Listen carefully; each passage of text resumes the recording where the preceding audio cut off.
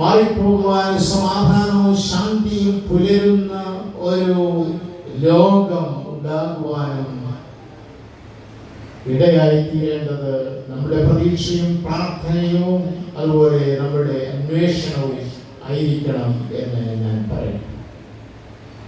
ഏതൊരു പ്രബോധിതായെയും ദൈവസന്നിധിയിൽ ഓർക്കുമ്പോൾ അതൊരു ജീവിതത്തെയാണ് നാം അനുസരിക്കുന്നത്. ആ ജീവിതം കടന്നുപോയി എപ്രകാരം യാക്കോബ് ശ്ലീഹ തൻ്റെ ജീവിത ലക്ഷ്യങ്ങളൊക്കെയും നേടിക്കൊണ്ട് വാളിനിരയായി ദൈവസന്നിധിയിലേക്ക് കടന്നുപോയി.